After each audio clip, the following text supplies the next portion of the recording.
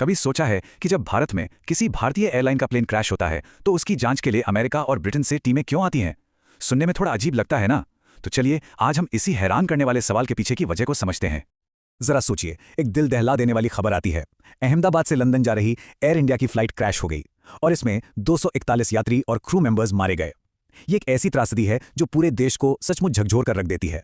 लेकिन इस दुखद घटना के बीच कुछ ऐसा होता है जो बहुत से लोगों को हैरान कर देता है। हादसे वाली जगह पर अचानक अमेरिकी और ब्रिटिश जांचकर्ताओं की टीमें पहुंच जाती हैं। अब सवाल यही उठता है कि भारत की धरती पर हुए एक भारतीय विमान के हादसे में ये लोग क्या कर रहे हैं? तो ये सिर्फ एक हादसा नहीं है, बल्कि एक सवाल भी है। एक ऐसा सवाल जो हमें ग्लोबल एविएशन के नियमों की दुनिया में ले जाता है। चलिए इस गुत्थी को सुलझाते हैं और समझते हैं कि ये सब काम कैसे करता है। देखिए, अहमदाबाद पहुंचने वाली टीमों में दुनिया की कुछ सबसे बड़ी एविएशन एजेंसियां शामिल थीं।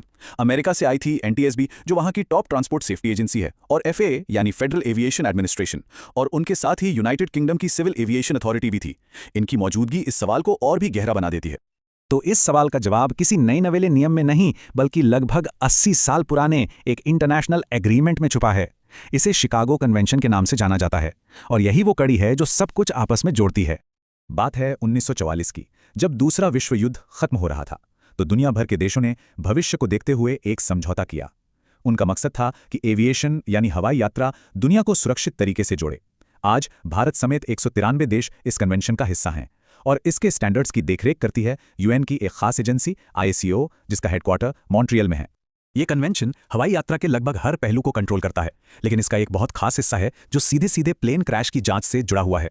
इसे हम एक तरह से जांच के लिए ग्लोबल रूल बुक भी कह सकते हैं। इस रूल बुक का नाम है Annex 13।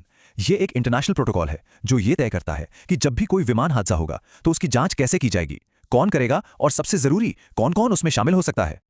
और पता है, यही इस पूरे सिस्टम का सबसे जरूरी सिद्धांत है।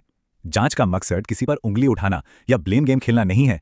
असली मकसद तो ये समझना है कि गलती आखिर हुई कहां, ताकि भविष्य में ऐसी त्रासदियों को होने से रोका जा सके। ये सीखने और सुधार करने का एक प्रोसेस है। तो सवाल फिर वही है कि इस नियम के तहत जांच में किसे किसे शामिल होने का हक है। चलिए अब देखते हैं कि यह तय कैसे होता है। तो नियम कुछ खास भूमिकाएं तय करते हैं। सबसे पहले है स्टेट ऑफ अकरेंस, मतलब वो देश जहां हादसा हुआ। फिर आता है स्टेट ऑफ रजिस्ट्री, यानी जहां प्लेन रजिस्टर्ड है, और स्टेट ऑफ ऑपरेटर, मतलब जिस देश की एयरलाइन है। और आखिर में स्टेट ऑफ डिजाइन और स्टेट ऑफ मैन्युफैक्चर, यानी वो देश जहां प्लेन को डिजाइन और बनाया गया था। अब इस कहानी में एक और जरूरी बात जुड़ती है। उस दुर्भाग्यपूर्ण फ्लाइट में 53 ब्रिटिश नागरिक भी सवार थे, जिनकी इस हादसे में मौत हो गई। ये जानकारी बहुत अहम है, क्योंकि इसी से ब्रिटेन की भागीदारी का राज खुलेगा। तो चलिए अब इन सारे नियमों को हमारे अहमदाबाद वाले केस पर लागू करके देखते हैं। देखिए, भारत तो जांच को लीड कर ही रहा है, क्योंकि हादसा यहीं हुआ, विमान यहीं रजिस्टर्ड था और एयर इंडिया एक भारतीय कंपनी है। सिंपल। अमेरिका क्यों शामिल है? क्योंकि विमान बोइंग ने बनाया था और इंजन जनरल इलेक्ट्रिक के थे, दोनों अमेरिकी कंपनियां हैं। और ब्रिटेन, उसे जांच में शामिल होने का अधिकार इसलिए मिला क्योंकि उसके 53 नागरिकों ने इस हादसे में अपनी जान गंवाई थी। ये पूरी व्यवस्था हमें एक बहुत बड़े सिद्धांत की याद दिलाती है, और वो ये है कि हवाई सुरक्षा किसी एक देश की नहीं, बल्कि एक ग्लोबल जिम्मेदारी है। चलिए अब इसके निष्कर्ष पर एक नजर डालते हैं। एयर सेफ्टी किसी एक देश की नहीं, बल्कि एक साझा, एक ग्लोबल जिम्मेदारी है। दुनिया में कहीं भी कोई प्लेन क्रैश होता है तो उससे जो सबक मिलता है, उसका फायदा पूरी दुनिया की एविएशन इंडस्ट्री को होता है, ताकि उड़ानें और भी ज्यादा सुरक्षित हो सकें। और आखिर में हम फिर से उसी मूल सिद्धांत पर लौटते हैं जो इस पूरी प्रक्रिया की नींव है। जांच का असली लक्ष्य सेफ्टी में सुधार करना है, न कि किसी पर दोष मढ़ना। यही सहयोग और साझा ज्ञान हवाई यात्रा को लगातार और ज्यादा सुरक्षित बनाता है। तो अंत में ये सवाल सोचना तो बनता है, क्या यही ग्लोबल कॉर्पोरेशन, जहां सारे देश मिलकर काम करते हैं, वो सबसे बड़ी वजह है कि आज हवाई यात्रा को दुनिया में सफर का सबसे सुरक्षित तरीका माना जाता है? इस पर विचार जरूर करना चाहिए।